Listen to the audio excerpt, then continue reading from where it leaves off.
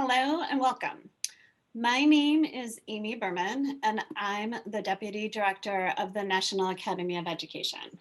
I want to thank you all for joining us today. In May 2020, as we were witnessing the COVID-19 virus ravage communities and school buildings shutter, the National Academy of Education reached out to the Spencer Foundation, which graciously agreed to fund this NAEd project addressing COVID-19 and its likely exacerbation of educational inequities. Next slide. The steering committee members came together quickly and identified 3 areas to examine in the first instance: reading, math, and social emotional learning. And we agreed to examine online learning and assessments throughout these topics. As the work began, several things became obvious. First, it became clear that when addressing academic, social, emotional learning, or any school-related topics, we were in the midst of 4 pandemics: a health one, a long overdue awakening to racial injustice and violence, climate crises in the forms of wildfires, record-breaking hurricanes, and winter storms, and an economic recession, and that we needed to examine education through these lenses. And second, we recognized that addressing educational assessments could be its own full-time topic, as it is for all of our panelists today. And it needed to be examined on its own. Next slide, please. As a result, a group of scholars, educators, and policymakers agreed to join us for a roundtable discussion on educational assessments. This resulted in our summary paper on educational assessments, which adds to 2 prior project papers, all available on our website. Next slide, please. And today, we are joined by a subgroup of our roundtable to address educational assessment in the era of COVID-19 and beyond. Before I turn this over to our moderator, Scott Marion, who really needs no introduction in this space, I first want to thank our dedicated steering committee, our roundtable participants, the Spencer Foundation, Diane Dong, the Senior Program Officer at NAEd, and the rest of the NAEd staff for all their work on this project, and today's panelists. And second, I want to let all of you who are participating with us know that the forum will be recorded and the recording will be available on our website after the event, as will the slide presentation. And at the end, there will be a Q&A, and attendees can either leave questions in the Q&A box or raise their hand during Q&A to ask them, and we can unmute you. And now I turn this over to Scott Marion, the Executive Director of the Center for Assessment, the prior Director of Assessment and Accountability for the Wyoming Department of Education, a national leader in designing innovative and comprehensive assessment systems to support instruction, and our moderator. Thank you, Scott. Thank you, Amy. And in addition to all those thanks, we need to thank Amy, who's kept us on track and done an amazing job of writing and organizing. So as Amy noted, we're talking about this 3rd report in the National Academy series. And we're thrilled that, among that terrific panel that you saw listed on the previous slide, we have 4 key members of the original panel with us here today. And I'll introduce them all as we go here. So all good friends and good colleagues: Randy Bennett from ETS, Ajit Gopalakrishnan from Connecticut, Chief Performance Officer. Ajit generously is joining us from India today, where it's approaching midnight, but not quite there yet. Gerunda Hughes, who's a professor emeritus from Howard University, also on the Center for Assessment Board of Trustees, I must say, and Lynn Vasquez from the state of New Mexico, where she's the Director of Assessment and Learning Management Systems. They've all generously given of their time, and we're going to hear from them. I'm going to do a little intro before I turn it over to our state leaders first, and then we'll have, like Amy said, we're going to have plenty of time for questions and your questions. So also, as Amy said, the National Academy discussion was really framed to address the exacerbated inequities and inequality brought on by both the disruption to schooling that we saw from COVID and the unequal effects of COVID on kids' opportunity to learn, and the what many would say the far too late racial reckoning in the wake of the killings of George Floyd and many other people of color this last summer. So the panel sought to address the role of large-scale assessment in both trying to shine a light, to be a flashlight on these inequities, but also to recognize assessment's role in perpetuating these racist ideologies. Let's go to the next slide. So this panel focused, there's a lot of things we could focus on with statewide testing, and the 2020-2021 school year is a big topic in and of itself. The panel addressed several key aspects regarding testing this coming spring, 2021. So we talked about the intended use cases. How do we want to use these tests? Who's going to use them and for what purposes? The administration conditions associated with these tests. Are they going to be administered in person, socially distant? Are they going to be administered remotely? Some combination of the two, all pose challenges. We focused a lot on interpretation. And I'm going to talk a little bit more about that. And of course, we focused considerable attention in the report and in the discussion on both the intended positive consequences. Why would we test? What do we think would come out of this for the good? But also considered the potential unintended negative consequences. The panel also addressed other forms of data collection to help us understand the effects of the pandemic on student learning. So we talked a lot about opportunity to learn measures and indicators and things like that. And the panel also talked about classroom and district level assessments, both to enhance practice, but also to provide a window into what students were learning and not learning this year. These are all critical, but I'm going to talk, like I said, a little bit in more detail about interpretation issues. Next slide.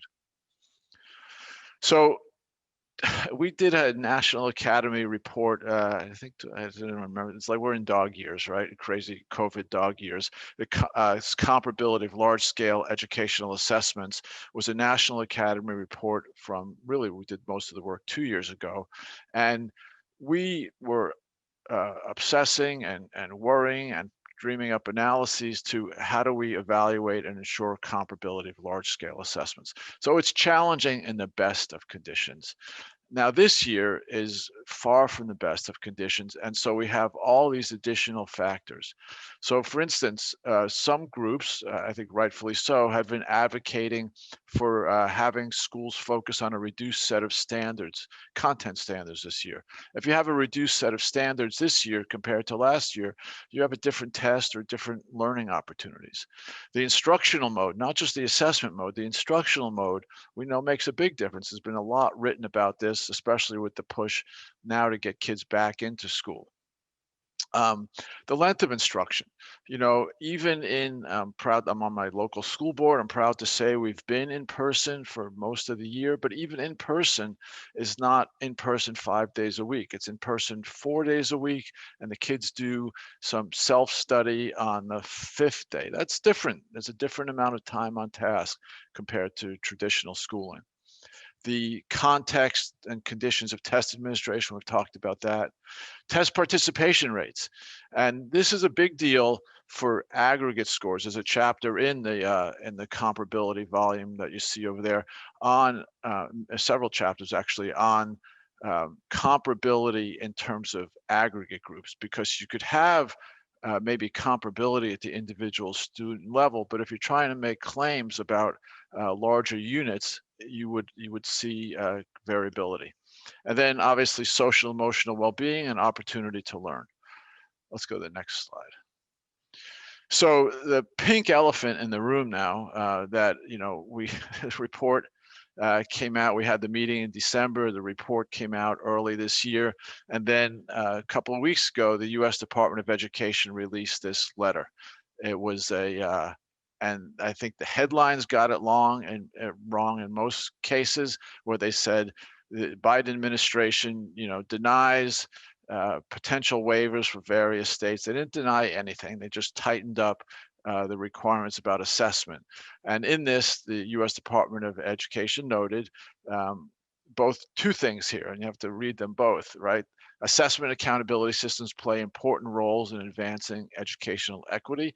That's a strong belief of the ESCA framers and now ESSA.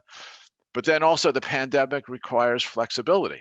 So we're asking for two things that might be in contradiction. Let's go to the next slide. These are some direct quotes from the letter.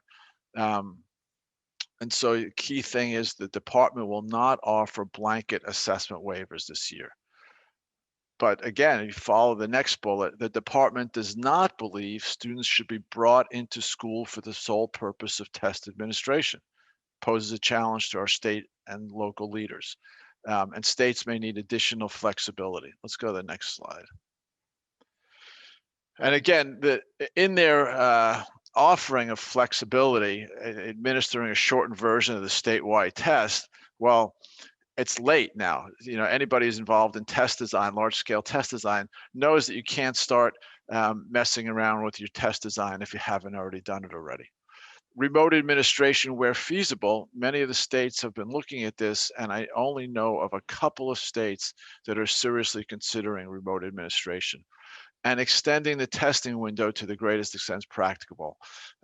It may be into the summer or even the beginning of the next school year. This is not my suggestion, this is the department, so we could talk about this in the Q&A we'll have with the panelists. Let's go to my last slide, I believe. Then finally, the letter says, again, this is a direct quote, that we recognize that individual states may need additional assessment flexibility based on the specific circumstances or across or within the state, and we will work with states. And we're starting to see those calls between the U.S. Department and states right now to talk about this. Let's go to the next slide. The report, and I urge you to go to the report. It's a terrific read. We also didn't stop at 2021. We said we're going to come out of this eventually, and what should assessment look like coming out of this? And I talked about the importance of racially and culturally responsive and sustainable assessments, more balanced assessment systems, expanded assessment literacy, focus on equity that we can get out of these assessments, and reframing, especially critical, reframing test-based accountability, both to move us away from a deficit lens, but also to open up the possibilities for assessment. Let's go to the next slide. So I'm going to turn this over. I actually think Lynn is going for, Amy, you should tell me if you rearrange the slides, but either Ajit or Lynn is going next because we had a little late rearrangement. And then we'll hear from Gerunda and Randy. And after we hear from all four of them, I'll be doing some Q&A with the panel and look to Ajit's up next. Okay, terrific. And then doing some Q&A with the panel. But in the meantime, if you have questions, just pop them into the Q&A feature. I see a couple there. And once I turn it over to Ajit, we'll start dealing with some of the questions. So Ajit, you're up. Great. Good afternoon, everyone. And thanks, Scott, for setting this up. From Connecticut, you know, I think some of the concerns, Scott, that you raised around interpretation, especially this year, they're obviously valid. And if we wouldn't, we would be unwise to not listen to Scott's concerns and others who have raised those concerns. But I'd posit that they are actually precisely the reasons why we need a large-scale, high-quality assessment that we have administered in prior years. As an additional measure, and the state assessment results are not the sole measure in any year, and they shouldn't be the sole measure in this year either. But they are a high quality measure that we believe we should make our best effort to try to administer and make the wisest interpretations possible from them. And I'll speak a little bit to what I think around that. But let me speak start from the perspective of inequities in the COVID-19 era before I get to the assessment. So next slide, please. So I want to sort of frame Connecticut's approach into three phases, if you will, and they're kind of ongoing phases.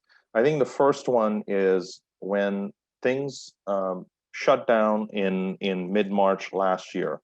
hard to believe we're almost coming up at a year of this pandemic, that we quickly mobilized to, not only were the inequities apparent to everyone, but in Connecticut, at least I can say that we mobilized very quickly, philanthropy, the agency, partners, to address those inequities. And that work is still ongoing, and I'll speak to some of that.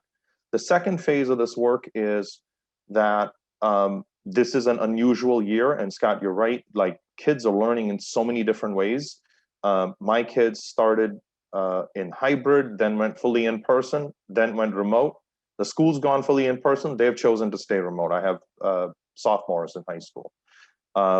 So, you know, kids are learning in very different ways.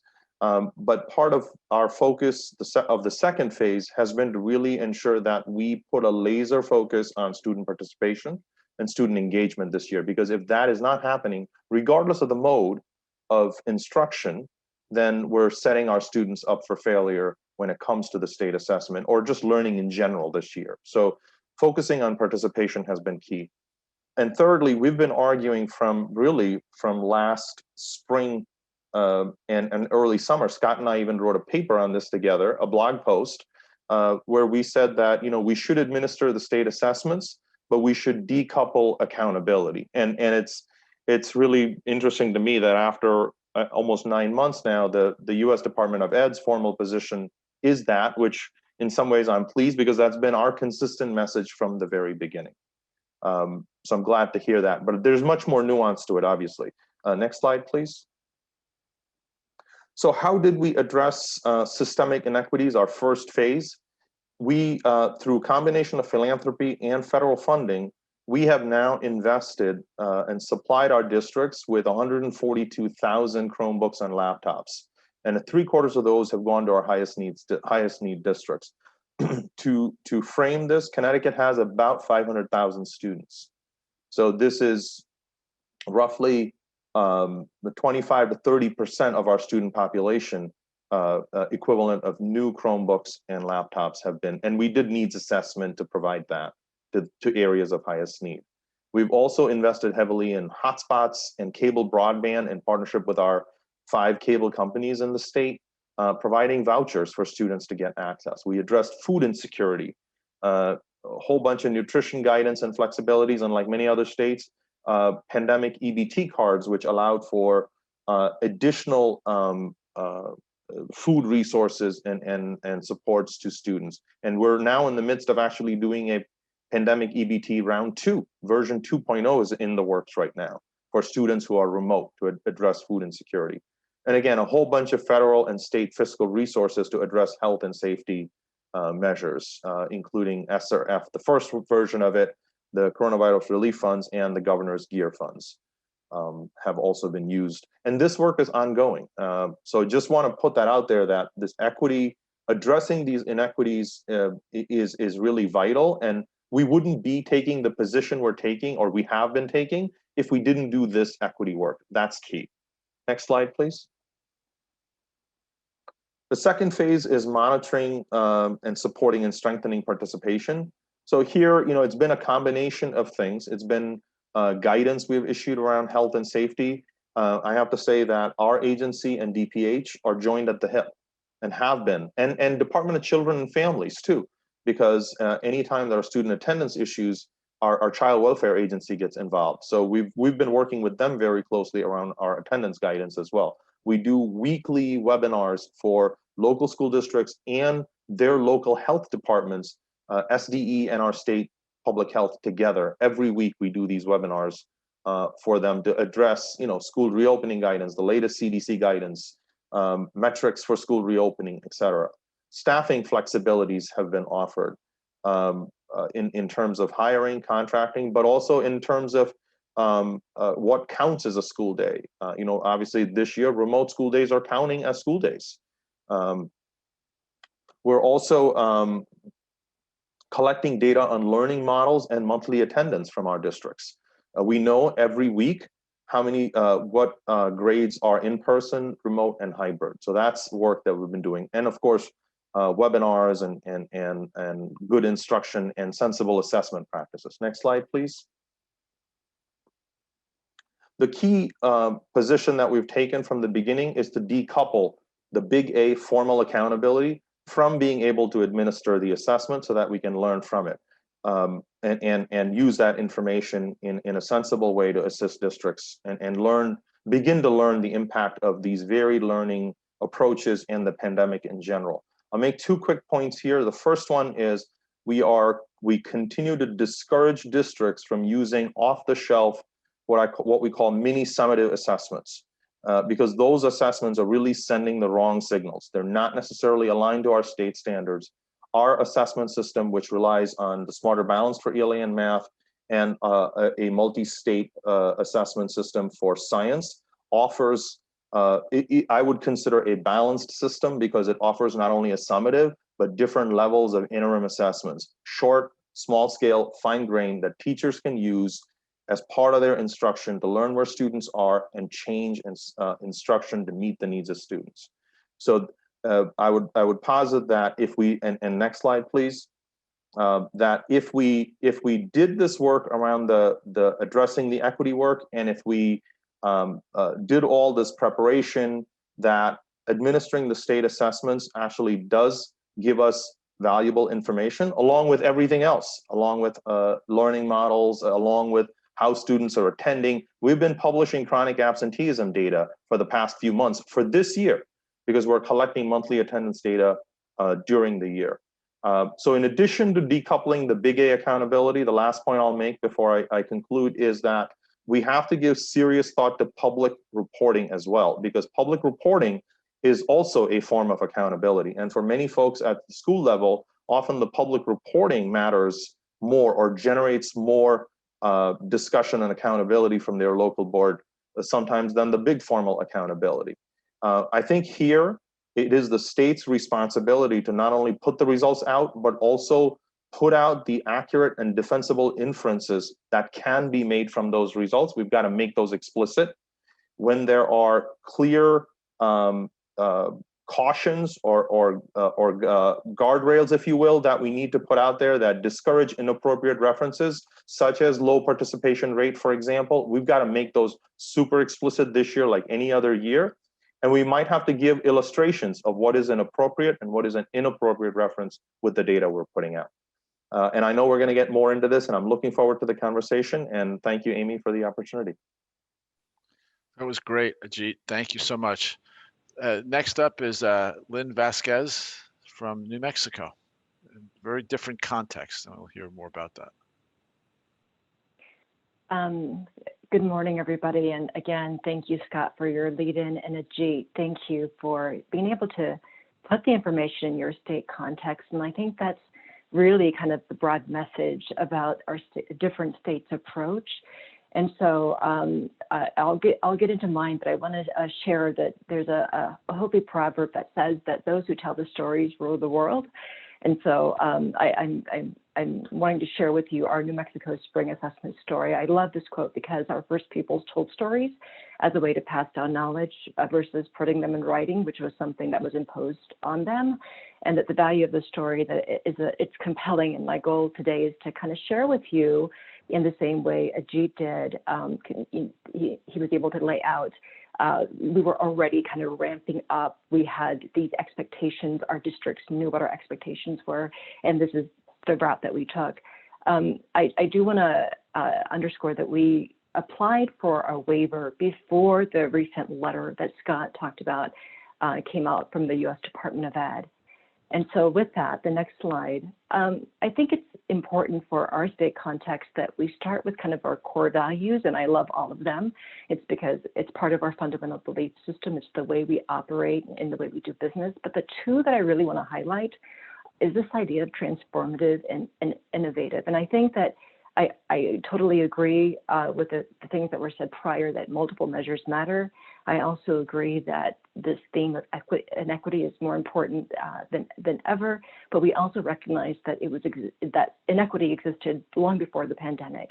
And I think what our core values do here is it underscores So when we talk about transformation, there's a couple things that I'll pull out. That process of racial healing. This is a state that has had a history of trauma, and there's been a brutal history between colonialism and our indigenous people. And just for context, we do have 23 sovereign indigenous nations represented in our state. And then, of course, this idea of intentional learning, the shared experience in the context of that race, identity, belonging, and justice. I also want to point out, in that first core value that I talked about, that transformative, it's actually kind of the catalyst or for our really making sure that our assessments are culturally relevant and we have culturally sustaining assessment practices. And then, of course, that other core value that I've highlighted, innovation, and this is really kind of where a catalyst for ensuring that we recognize and honor local wisdom. Our communities and cultures are actually assets, not deficits, and how could we build upon those to leverage any opportunity that we have to participate in or to pursue innovative assessments. So with that, in all stories, the people matter. The next slide shows you a little bit of our demographics. So we have about maybe just 200,000 less students than Connecticut, but shows you our distribution. Obviously, a high population of lower income. We are a minority majority state, and but this gives you a sense of where our student populations are and why that lens of cultural context might matter. And then the next slide, there is, when Scott's point to kind of the opportunity to learn data, we have more probably that we need to collect, but some of the things that we know from this year. So we started out the school year, and these are, and what I'm presenting to you are estimates when we had a back to school survey which was a combined back to school and SES survey. So we know that in our elementary grades that majority of our students overwhelmingly were in a hybrid or fully remote situation. And then, like many states here at the beginning of the year, we started opening in-person school up, more doors for that. And so in the mid of the year, we have almost all schools in a hybrid mode. But even with that, we still have 25% of our students in families that have chosen to remain remote. And I think that's important to highlight as to why we thought that our waiver was important. And then also with that, when you know that you have a hybrid situation, we are a largely rural state. When we looked at our broadband and internet access scenarios across our communities and families, not so much a problem as it is in school, but when you have remote learning going on, we recognize that we have almost 30% of our families that did not have broadband and remote access. Just as Ajit laid out, there are many agencies across the state and partnerships working to close the gap on that, and I want to recognize that. But also this idea that it's not just, this idea of being able to provide digital learning during this time. It's really recognizing in this hierarchy of digital needs that, first, let's make sure that we have the infrastructure. Next, make sure, does everybody have an opportunity to have a device? Not all of our LEAs did have a one-to-one device initiative. And so that gives you a little bit of a context. And the next slide, I just want to lay out. So in our waiver submission, which is what I want to focus on in step 2, these are the things that we laid out in our waiver, that our first obligation was to protect our vulnerable populations. And when you look at our demographics and you look at the victims of COVID, you can see that there's a population in our state that reflects the vulnerable population of COVID. We simply acknowledged that we were not in a position to meet the 95% participation rate. We also wanted to extend that flexible option to our families. And then we were really unable to meet the conditions of what would be required for a standardized test administration. We focused also in our letter the idea of equity, being able to have our students focus the remainder of the time on acceleration and interventions and address our social emotional needs in the remaining time that we had in the school calendar. We also aimed to be able to collect meaningful data as well. And we also, kind of went for this approach that we're not just sitting around doing nothing. We have other things that we could focus on, part of this being our innovative assessments. And then a nod to the idea that we were not planning on using any of this data for high stakes accountability, and the fact that the summative data would not likely to be able to yield valid or comparable results. We also acknowledged, because I know that some states going with a remote proctor situation or remote testing tests, we acknowledged that we made an attempt to do this during our interim assessments. It was not as successful as we wanted it to be, and we certainly would not have wanted that to be kind of the first experience in a future where we hope that the possibility of remote administration might be in an innovative space. We just didn't want that to be the first experience our schools had and view that as a negative experience. On the next slide. In comparison, when we look at the spectrum of the balanced assessment system and what our districts could leverage, it seemed most reasonable to us that what they could leverage was the parts of it that would be most meaningful. And so we have encouraged our districts to leverage their interim assessments. With that, I'm sharing some information here that as a state, we do have state-funded progress monitoring and interim assessments. At grades 3 through 8, we have about 20% of our LEAs that use the state-funded interim assessment, and then we have 70% of our LEAs that have their own interim assessments. For the most part, we know that they've aligned those to their curriculum. We believe that if we're asked by the Department of Ed in defense of our waiver request, do you have a mechanism to collect data or to be able to compare data? And we believe there's an opportunity here, given the fact that 90% of our LEAs do have access to an interim assessment. But I also want to recognize that, we purely see that there are some confounding issues, being able to compare results for students that take them on site versus students that might take them from home. On the next slide, what we've done is here we have a real-time survey that we're collecting, and we kind of plug it into a data visualization tool as we collect that. And what we've seen is that 67% of our LEAs across the state have committed to or planning to administer at least one of the ESSA required assessments. I wish it were a higher percentage at this point. We see that it's about 20%, but I think that also speaks to the conditions of our communities. We do have the highest participation in our ALPA assessment. I'm sure as many states have also messaged that if a student meets the exit criteria, that the state would still acknowledge that. And then our second highest participation in our college entrance exam, which is the SAT. We have 78% that have committed to using a local interim in lieu of or in addition to our 3-8 summative. And I think, let's go on to the next slide. And think I'm just about done. I just wanted to end on kind of these opportunities. So we know that we have opportunities during this time. We have an opportunity to really continue to refine our balanced assessment system. It's something that happened in the past 2 years with our assessment transition. We have an opportunity to really increase and be intentional about our assessment literacy. What a better time for educators to learn about why results are not comparable. It really to extend itself to more elaborate conversations about assessment literacy. We also feel like we have an opportunity to make parents as partners. We know that in the fall and across the year, we've had about 100,000 assessment administrations, and most of those have been remote, and we couldn't have been able to do that without the partnership of parents. We've acquired a learning management system, and we have plans for that in terms of professional development and micro-credentialing. And we feel like it also lends itself as a tool to enhance assessment literacy.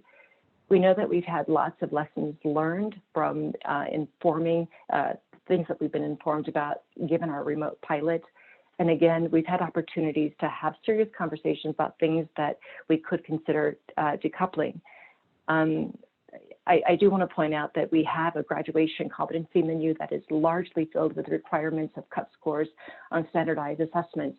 And here we have an opportunity through our innovative assessments to kind of migrate away from the reliance on those, especially under the conditions of the last couple of years.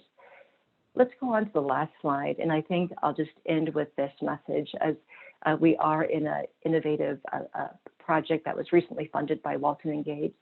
As you read the problem statement, I think I'll just leave with this as kind of my closing statement, and that's the intent of the current system is noble, and we agree. We want all students to achieve at high levels, and that is a lens of equity, but we need to recognize that there's also a harm in imposing policies that we have, and we have to admit that these current policies stem from a generation of policymakers, and many times without minority voice. And if we're not listening to those voices now, then we have to clearly admit that oppression continues. So we hope that the next chapter or evolution will unfold, recognizing all of our communities. So with that, Scott, I'll take it back Great. to you. Thanks so much, Lynn. Thank you for that real insight into New Mexico. We're going to move next to Gerunda Hughes, Professor Emeritus, Howard University, who's always has something to teach us, and I look forward to learning from Gerunda today. Gerunda, you're up. You gotta unmute. Thank you, Scott, and thank you, members of the National Academy of Education. I'm pleased to be here this afternoon to share some of my thoughts about educational assessments and the COVID-19 era and beyond, looking specifically at some of the research perspective and equity perspective. Although I have a love for assessment, I want to share with you that when I was teaching, my day job was in the Department of Curriculum and Instruction, where I was in teacher preparation. Next slide, please. Before I get into the discussion, I think it's always necessary to understand the definitions of the terms that we will be using. For educational assessment, it is the process of obtaining information that can be used for making decisions about students, teachers, curricula, programs, schools, about funding, and about educational policy. And the thing we want to remember about this is that when the information, the data, when these things are collected and obtained, they are not to sit on a bookshelf. There is a feedback process that's involved. And the feedback process helps us to move, to improve. And the feedback goes to students, teachers, curricula, etc. And then the construct of equity.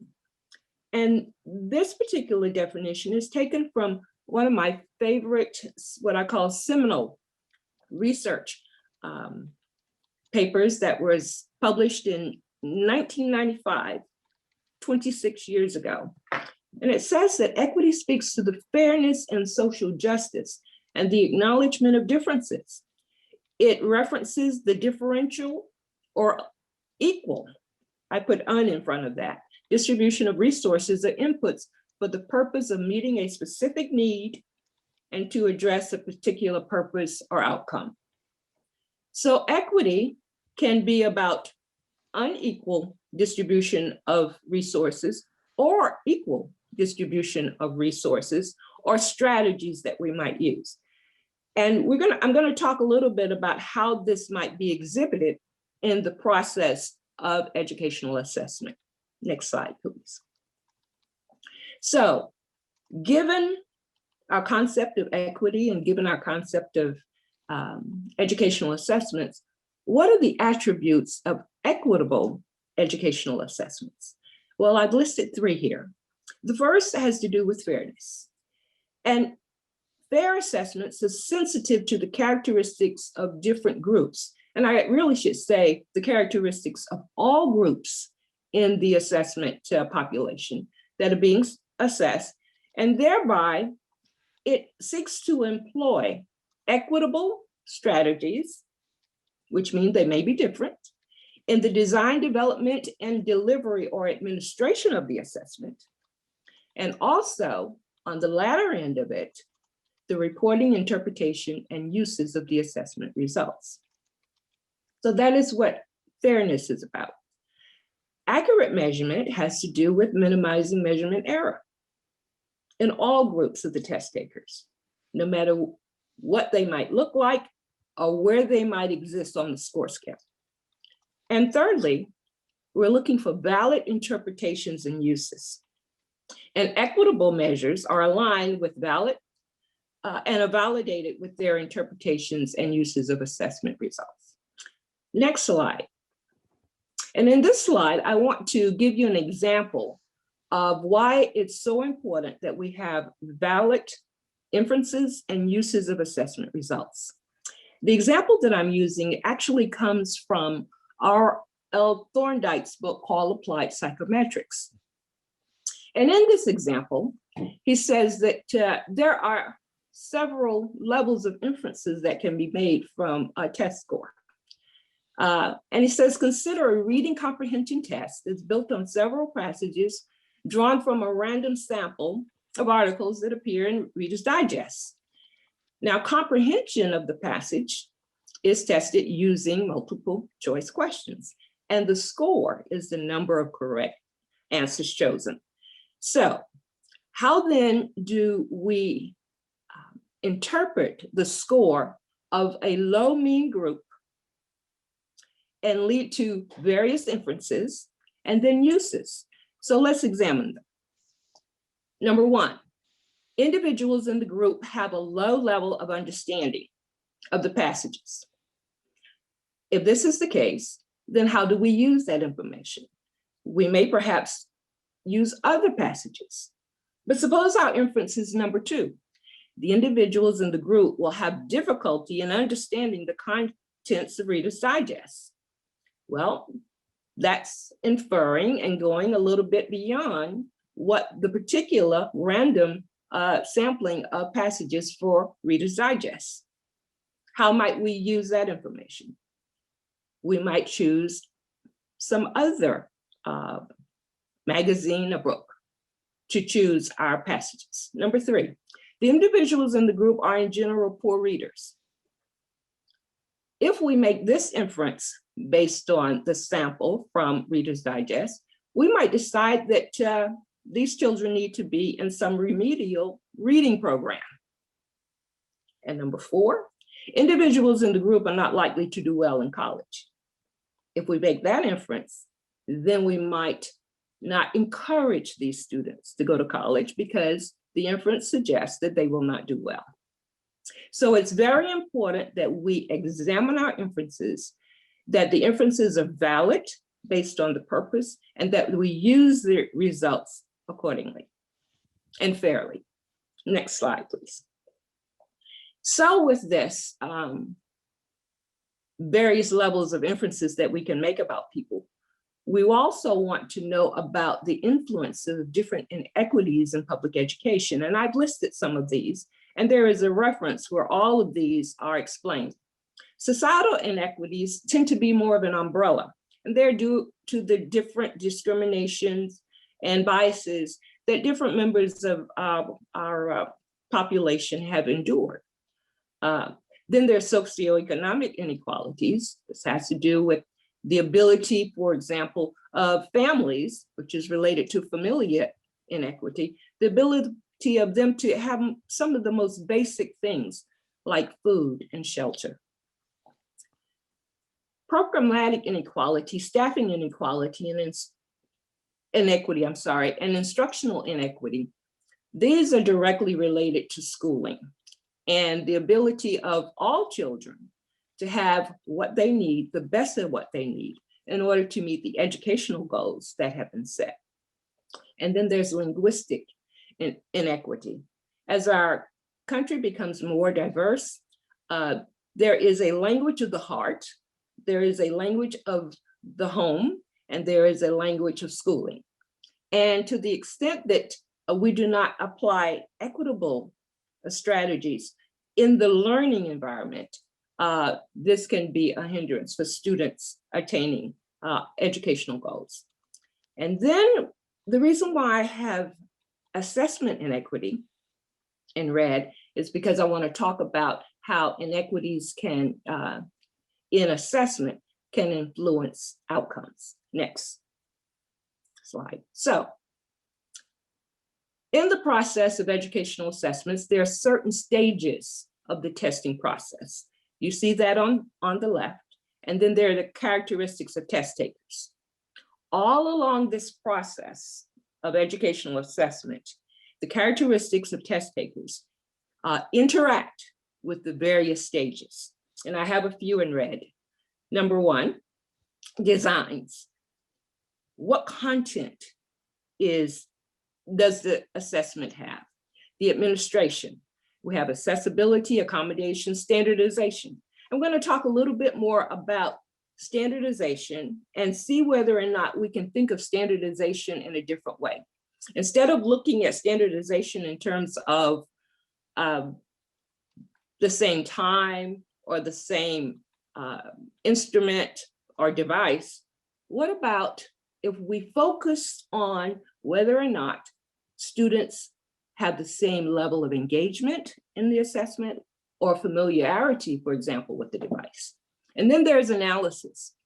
When we do analysis of data, especially for reporting and interpretation, are we looking at it through the mirror of the thermometer? Or do we get a little deeper into x-rays? Or what about the MRI? As you can see, as we go from the thermometer to the x-ray, to the MRI, to the biopsy, we're getting deeper and deeper into the reasons why there might be differences in performance. And of course, all of this is important in terms of use of test results. Next slide. Okay, so we want to explain assessment literacy for all. I have two in red here. Teachers and pre-service training. The reason why I have that highlighted is that just as we appreciate early childhood education, when a teacher is beginning her practice in education, it's important at the pre-service level to train them how to use assessment results. And also for testing professionals, they have a responsibility too for educating the rest of those who are there listed in the bullet points. Next slide. So I want you to look at this picture here. What do you see first? You might see the smiles on the students' faces there at Equity. Did it bring a smile on your face? The point is this: the children are still different. They are not the same height, they're not the same color, they're not the same gender. But what is important on the equity side is that they have all met the educational goal. Next slide. And so, what are the 5 E's of equitable educational assessment? Empathy. Empathy means that you will put yourself in my place. Once you do that, you can then engage me. You can then provide whatever I need. It may be more or less equal to someone else. Then we can evaluate whether or not I have reached the goals that you set. If that has not occurred, then we feed back to engagement, and we continue to go through this process until we get to equality.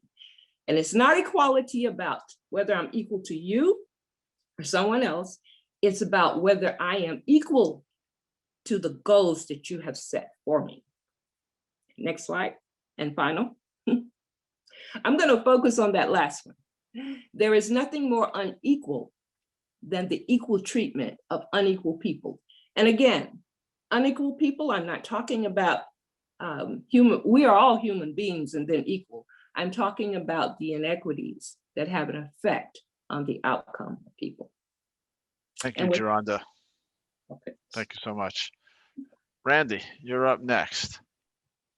Okay, thank you, Scott, and thank you, Amy and NAEd for the opportunity to participate today. I want to offer 2 suggestions as my opening statement for the future of K-12 assessment and accountability. Ajit, Lynn, and Gerunda each highlighted equity in their opening statements, and Gerunda spoke especially eloquently about it just now. That topic is so important that I'd like to echo their remarks and build upon them in making my first suggestion, which is to, next slide please, design assessment to promote equity. Standardized tests bring with them the influences of those who create, score, and interpret the results. Those influences and perspectives may not align with the sociocultural background of all students. Misalignment means that we must do one or more of the things listed here. Change the test by creating an experience more aligned with students' sociocultural backgrounds.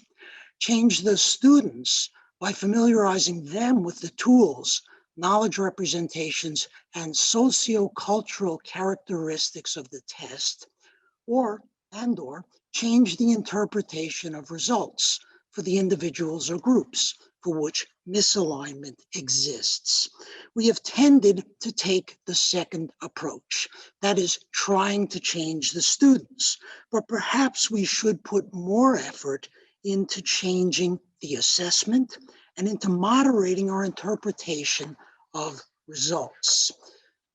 Next slide. Take a look at the racial ethnic demographics of the U.S. public school population as of 2018. These figures speak for themselves. Can we construct tests that better account for this great diversity? Next, please. By building on the cultural knowledge and identity that diverse students bring to school, we know how to make assessments that are born accessible, that is suited to the wide variety of needs that special students bring to school. Can we make tests that are suited to the variety of sociocultural contexts from which students come? Tests that are born socioculturally responsive. That's a very ambitious goal, but I think it's one that we are obligated to strive to achieve.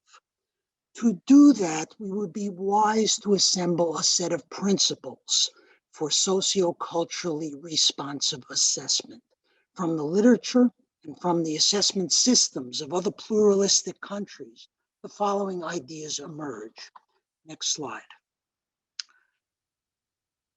First, present reasonably realistic problem situations that connect to the learner experience, culture, and identity of students, because students are more likely to be able to show what they know in familiar as opposed to foreign contexts.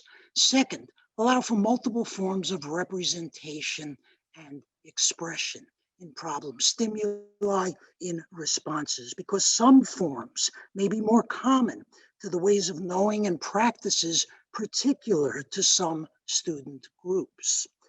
Third, promote instruction for deeper learning by design, because diverse students have too often been subjected to less demanding basic skills-oriented curricula, and because the teachers are often less experienced with approaches to deeper learning. Deeper learning means assessments that call for integrated performances, assessments that allow some degree of student agency or choice to increase motivation, assessments that provide consultative resources, because such resources are common in real-world problem-solving situations. Making all of these characteristics part of the assessment encourages teaching and learning practice that is more equitable, more like what students in high-performing schools and from middle-class families are likely to receive. An idea also prominent is that performance is situated. Next slide. That is an interaction of the person, their history of opportunity to learn, the tasks we give them, and the environments in which they must perform, not a general characteristic of the person or group. Foregrounding the interaction instead of the general group characteristic may help us avoid reinforcing unwanted stereotypes. Finally, an idea that emerges is to gather additional evidence, to contextualize and to triangulate assessment results. Other outcome indicators, not just tests, measures of learning processes, not just outcomes, and measures of opportunity to learn, all of which can be considered holistically in describing what students learned, how groups performed, and which schools need improvement support. My second suggestion is to try to reframe accountability and the assessment that accompanies it as support for improving equitable teaching and learning. Next slide. That framing presumes assessments that educators respect, or at least respect more than they do the assessments we currently have. And the characteristics I just described for culturally responsive assessment, I think, steer us in that direction. Such a framing would entail describing and using a wide range of accountability measures, such as the 3 categories I just offered, to initiate improvement actions that help teachers instruct and students learn. Examples might be deep dive, development-oriented audits and action plans done collaboratively with school staff, whole school interventions, including coaching and leadership skills and mentoring in socio-culturally responsive teaching skills, demographically matching identified schools with more successful schools to provide a demonstration proof that success is possible even under very difficult circumstances, and to provide an opportunity to transplant effective practices. Finally, making connections with philanthropic partners, local corporations, and other knowledge or financial resources to build an improvement ecosystem around each needy school.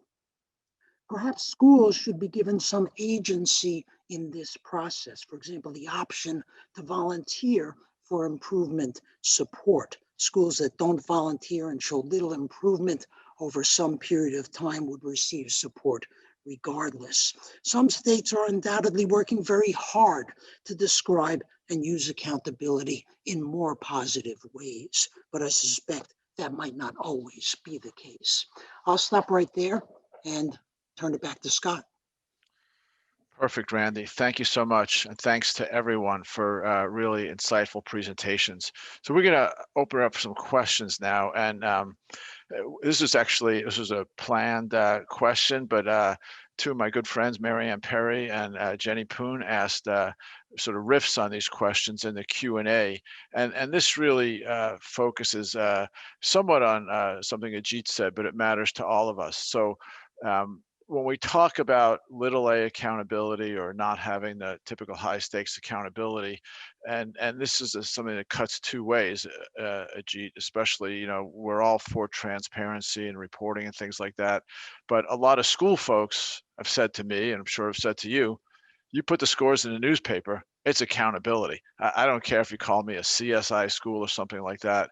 And especially this year with the necessary caveats, we struggle with assessment and data literacy in the best of times. So how are, go to Ajit first, but then I'll open it up to others. How are you thinking about these assessment and data literacy needs and the type of communication to try to minimize harm and misinterpretation? I think the first thing is that reporting this year has to look different.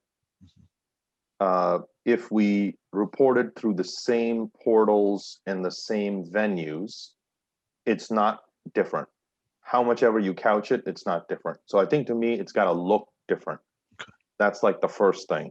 Yeah. The second thing is, I think we have to very explicitly call out those scores that are not defensible. And by that, I mean, if we suspect or if we know of low participation, one thing is to report the participation, but it's another thing to say that not comparable, cannot be used, whatever. At some level, I think we'll have to put the data out, because if we don't, we'll get called out for hiding stuff, you know. So I think there's a flip risk there, but we have to be super explicit with which of those data points cannot be used. But I think perhaps most importantly is, if district level data, let's say, is not reportable, because we're seeing 60% participation, 70% participation, whatever, then we may have to put that out, call it as not defensible, cannot be used for inferences, but then give the public and give the media what it is that we can infer. So if we have to step up from the district level up to, let's say, a county level, or up to a type of district grouping based on a type of districts, we've got to tell them what to make of it. We can't leave it up to just reporting the results and then letting folks go to town with it. Because even in the best of years, some of the concerns we are raising now existed then. Kids had OTL issues even in a normal year. Kids had attendance issues even in a normal year. And we kind of just gave the test and released the results. And that was not equitable. That was not what we should have been doing, but that's what we did, right? So this year, I think, especially, we have to call out the areas that are problematic very explicitly, but also give them what is the right way to interpret the results and actually tell them what we can learn from this, not leave it up to chance and leave it up to the wolves, if you will. I think that's good advice about you have to tell the story. Others want to weigh in on this? Gerunda, please. Yeah, this was a very difficult year this year. And so I hope we will look for opportunities to identify cases where people actually exceeded expectations, given the conditions under which they were working. That should be part of the little A accountability reports. That's great. Anyone else want to weigh in on this one? Randy, Yes, I know you think Scott. a lot about assessment literacy. Yeah, I'll offer some ideas. One idea in response to your question is why privileged test scores?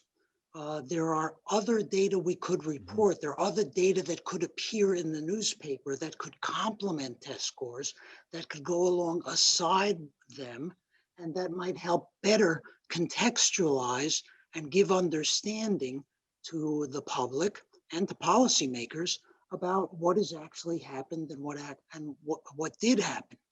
The National Academy's Indicators of Educational Equity report contains 7 or so indicators of student outcomes. Only one of those 7 is tests.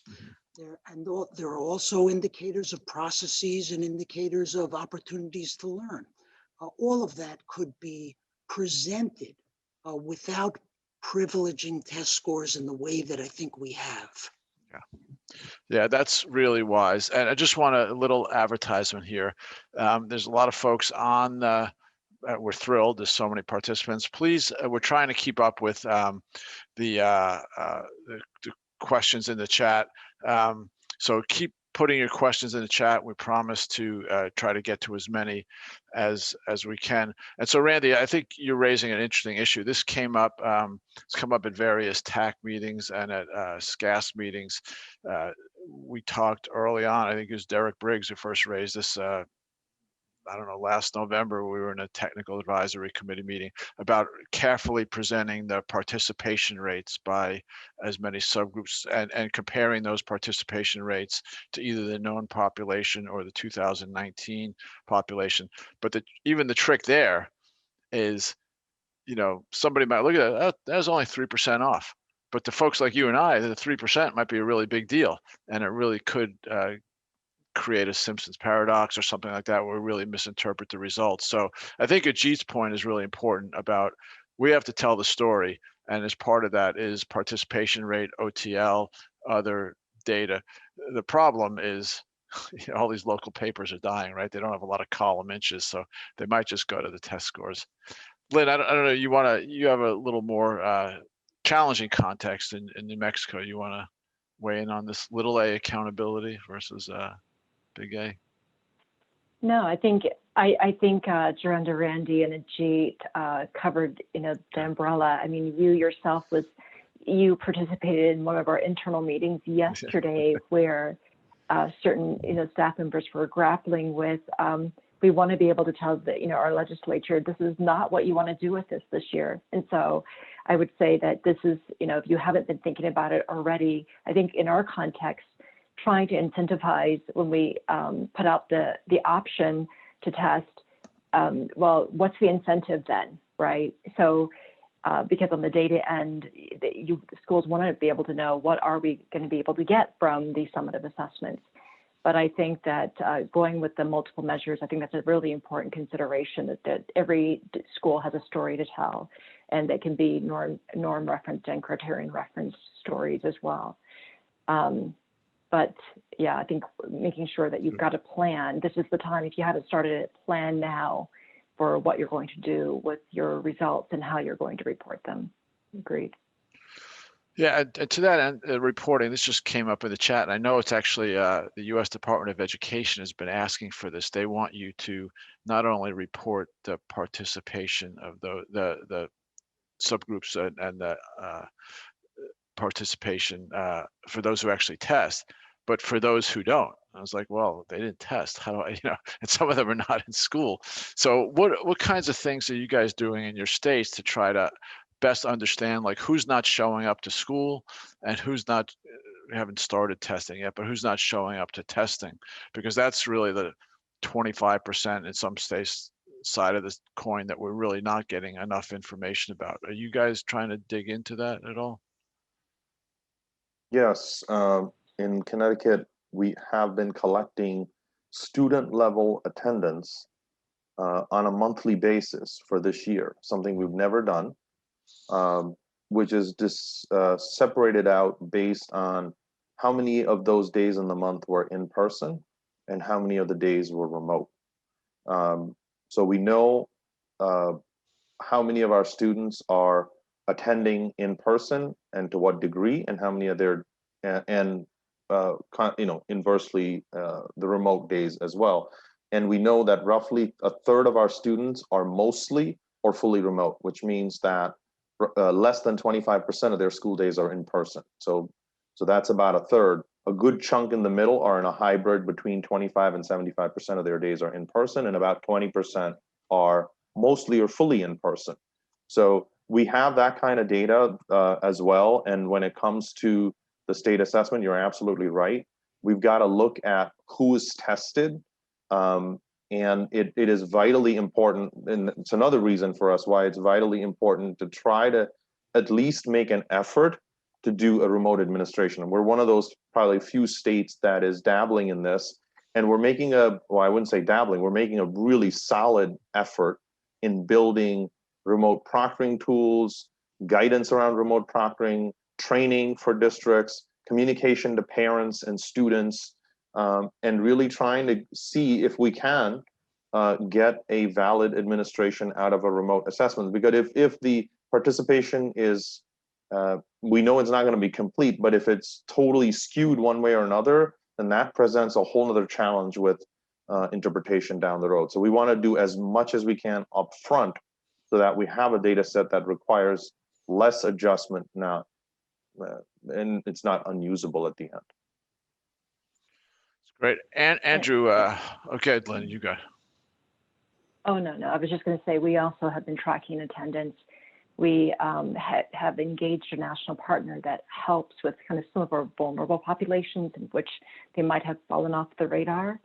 So at some point, we were not able to account for about 50,000 students. Now we have significantly been able to kind of trace where everybody is at and whether they've re-engaged back into the education system. And I think on one of my slides, you've seen that this is the data that we're collecting in terms of what percentage is hybrid, what percentage is fully remote still, but we also collect attendance on a regular basis of our student populations as well.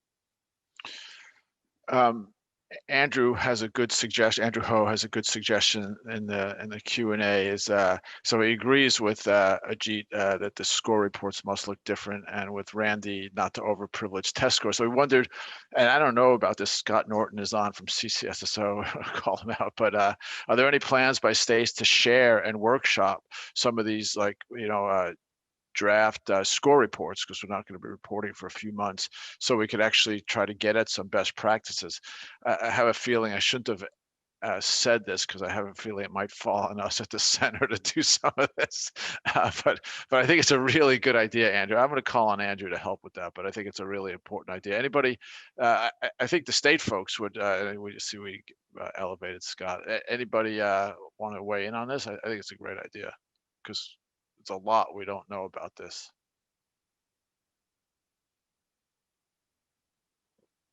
No. We always learn a lot when we talk to our peers Exactly. and friends in other states. So I think it's a great idea. I think it's a great idea. Yeah. Yeah, I agree.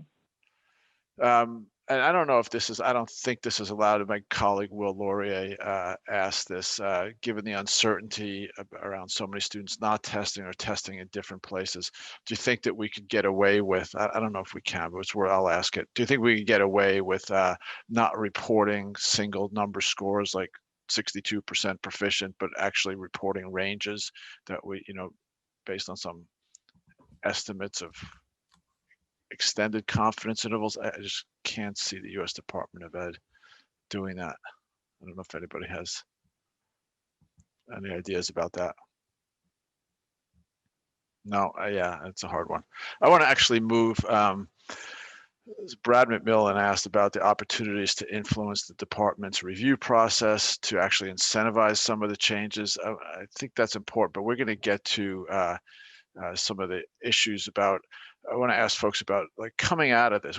I am confident, I'm an optimist at heart, that we're going to come out of this pandemic and thinking ahead to some of the kinds of things that Randy and Gerunda were talking about socially responsible assessment, situated performance. Do you think states, let's say 2022 and moving beyond, are just going to be happy to sort of get their feet set before they start innovating, or I think folks are going to use this, like not let this crisis go to waste and innovate? And if so, what would be some of these innovations we'd really want to see if this goes well? Gerunda, go ahead. Well, when we talk about the development of equitable assessments, and we know how much a part of assessment standardization is. So I would like to see us think differently about standardization and have it perhaps be more student-centered. For instance, I've often talked about what might happen in a reading comprehension test. For example, if all students have to take the same reading passage in order to measure reading comprehension, some students might be very much engaged in that passage where others are not. But if the test was designed in a way that students could choose a topic that would engage them, then it would be the level of engagement that's standardized and not something else. And the other thing, of course, has to do with the devices. Now, there's been a lot of progress in terms of use of technology in assessment. But if it could advance to the point where students can use their own devices, and what the standardization would be level of familiarity. Thanks, Gerunda. Anyone else want to weigh in on like what would we want to see coming out of this if we could have our way? I think we'd want to see coming out of this a path to innovation.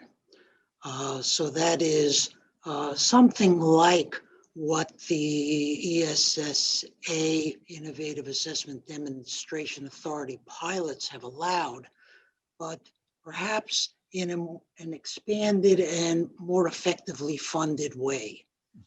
Yeah. A path to innovation that has clearly articulated goals. And I offer two goals: supporting equitable teaching and learning, and assessment that builds on and connects to the culture and identity of all students. Regulatory flexibility so that innovation can proceed without regulation getting in the way. I mentioned funding. Participatory design, because LEAs need to be involved, SEAs need to be involved, advocacy groups need to be involved, assessment organizations, parents, and students need to be involved. Time to progressively iterate to successful solutions. because bad solutions tend to come before good ones. An open mind, willing to re-examine past assumptions, and Gerunda mentioned one in particular, standardization. And finally, experimentation with a variety of approaches, because only after you try out a number of different things are you going to converge on the best approach.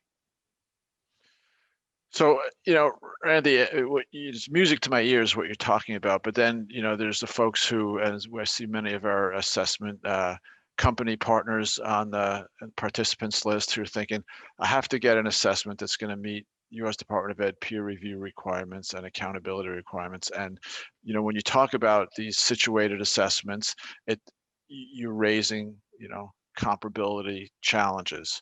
So are you saying we just need to change those requirements, or do you have a way of bridging this gap? Comparability becomes more important to the extent that high stakes decisions are being made about results. It becomes less important to the degree that the results are not as consequential and are more easily reversible.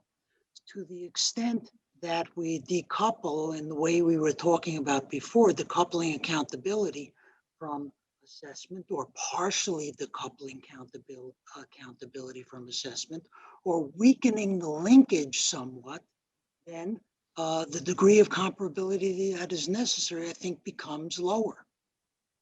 Yeah, I agree. I want to, Lynn, Steve Cerisi asked this.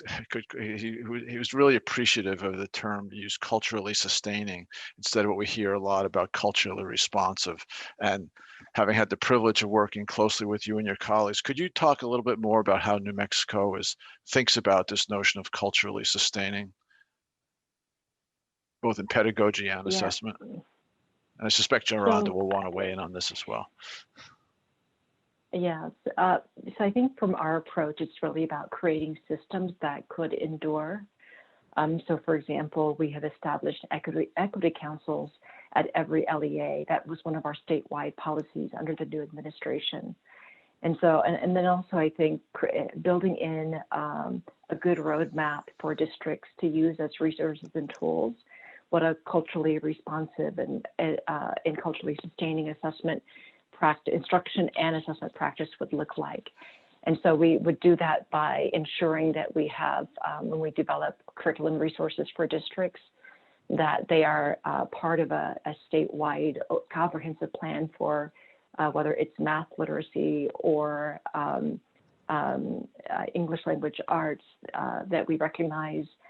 We've adopted Spanish language arts, Common Core and Espanol. So it's more of that kind of systems integration, not just kind of the shiny new thing off the shelf that we've decided because it nods to a certain subgroup or a culture, but really creating practices at the department level that are interwoven and that are enduring, and that we have a way to support our districts in adopting these practices, and that there's professional learning involved. And a roadmap to a longevity of these. That's great. Gerunda, did you want to weigh in? Yeah, I see you waving at me. Yes, we just got through talking about comparability, but we're also talking about cultural differences. We're talking about being relevant. So I think we're going to have to rethink how we think about comparability. And it really amazes me that we continue to emphasize comparisons between racial groups in the educational system, when we know that when students come to the assessment, we know that they're not comparable in terms of the experiences that they had. So we need to rethink the purpose of why we're doing this, the assessment that is in the first place, and put more focus on using that assessment data. After we make our comparisons, using that assessment data in order to prove them, so that over time, we close that gap between what students should know and what their performance is showing us. That's the gap, that's the goal. That's great. And, you know, there's, I got a question here from Derek. He's urging us to be careful to decrease standardization. We replace it with, as long as we replace it with a strong theoretical or empirical research basis, right? And he's right. The research, Toronto, hang on. He's right about this. The research about students choosing their own passages or things like that because they think they're going to do better on that is often a case of the rich getting richer because the better students have better metacognitive skills. Yeah. Go ahead, Toronto, before you jump out of your seat. I'm familiar with that research. Okay. And my thing is, you have to teach students how to choose which one. You describe the passages, the topics, and teach them how to choose. Because I think if we continue to go back to what we were doing, we'll be talking about this 30 years from now, because we were talking about these very things in 30 years ago. In an excellent report in 1992 called Testing in America's School, Asking the Right Questions. It's the same conversation. That's great. So so we're getting close on time, and I see there's a lot of good questions that sort of hint as an opportunity for folks that I know in New Mexico you're thinking about this, and Connecticut you're using Smarter Balance with all their full set of tools, but people are talking about, you know, assessments to support instruction and better teaching that Randy talked about, and it really speaks to creating a balanced system of assessment instead of just relying on this end of year thing. In some of the remaining time, you know, let's start with Lynn and Ajit, and then, you know, Randy, you want to follow, and I know you've thought a little bit about balanced assessment systems. So Lynn, how are you thinking about this, supporting teaching and learning through more balance, and what's going on in New Mexico? So what I really liked about something that the report said was it's this kind of tug and pull between the state and LEAs, right? When you're a local control state, I think the state has seen a history where the Department of Ed has mandated everybody having an interim, or there's a list of viable interims that are state approved. I think that so 2 years ago, as you know, we transitioned to a different type of assessment system. And with that came this idea of, let's put an emphasis on really honing in on assessment literacy for teachers, making sure that they understood the use of formative assessments to really plan and inform their next instructional move. But I think we're thinking about it as more of a comprehensive part, rather than these kind of buckets in identifying, you know, formative, interim, and summative. But how can we see them as a comprehensive tool that are actually linked across the year, that they're not, and when I say an interim system, I don't mean something that's like off-the-shelf product, but also, again, going back to how is this a space of innovative assessments where assessment and instruction could seem seamless and have built in during the instructional period, like, for example, science performance tasks that are actually part of performance-based assessments, but you're none the wiser that's actually an assessment of some sort because you're doing it as part of your instructional experience. And so I think we're thinking more globally about the parts of our assessment system. Others want to weigh in on this? Yeah, I think well said, Lynn. I think I wholeheartedly agree with the points you're raising. I think the disconnect that happens historically in schools with the state assessment is that they do their thing, their teaching, curriculum, learning, instructional thing during the year. And then as they get closer to the state summative assessment, they say, oh, it's coming. Okay, let's all gear up for it. And then they spend 2 months doing test prep to gear up for it. That's just the wrong frame here. That's the wrong model. What needs to happen? If you have a balanced assessment system that has a whole suite of tools with it, those tools are woven in throughout the year, such that teaching and learning and preparing for the state test, if you will, and it's no longer preparing, you're just doing good teaching and learning throughout the year. And the state assessment is just another day in the calendar year or another set of days in the school year. where the student is able to show what they know. So that would be the ideal vision, so that then the state assessment is not something disconnected from what's happening throughout the year. So when you have interim assessments and other even smaller interim assessments, even finer grain interim assessments that can give you that information day-to-day teaching and learning, I think that those types of connections are possible. And I loved what Gerunda said before about, you know, finding positives in this, and that's a huge part of what our systems have helped us, is to actually find those bright spots, places where students and teachers are beating the odds and doing it consistently. And those schools, frankly, have been our schools of distinction. That's our sort of label for recognizing schools. But when they do it year over year, that they're on that list and they're from high poverty districts, they end up being our blue ribbon schools as well down the road. So I think that's a great frame for this too, is to look for those bright spots. Gerunda, go ahead, and then I'll have Randy have the last word. I think the most important activity goes on in the classroom between teachers and students and families. And so I would put my money in the classroom, because I think if you take care of what happens in the classroom, teachers monitoring students' learning, students monitoring their learning, and parents being involved and caregivers, I think once you get to large scale assessment, all of that will be taken care of as part of a monitoring function in a balanced system. So put your money in the classroom with the teachers and the students. Randy?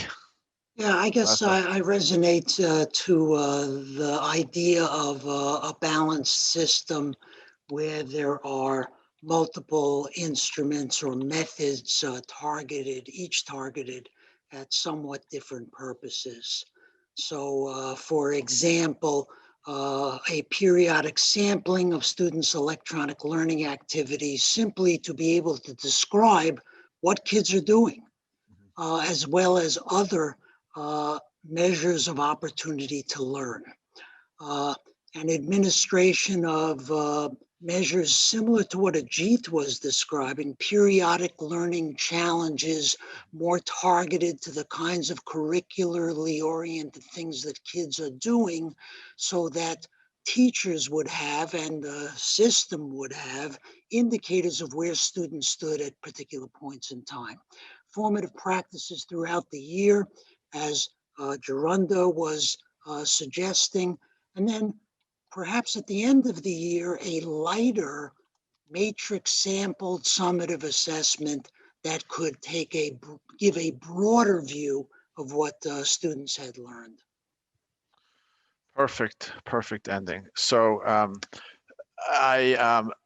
you saw in the chat, or you should see, Amy just posted the link for the recording. It will be available, and the report. I urge you to read the report. You just got a taste of it today from our fabulous panelists, Lynn, Vasquez, Ajit Gopalakrishnan, Gerunda, Hughes, Randy, Bennett. Thank you to Amy. So thanks for all the great questions. Sorry we couldn't get to all of them, but that's why you should read the report, because a lot of them are already touched on there. Amy, any last words? Good. Just to thank the panel so much for all their work and effort to make this come off. Thank you, and have a good day, guys. Keep up the great work. Thank you, guys. Thank you very much. Thank Good you. luck, Ajit. Thank you.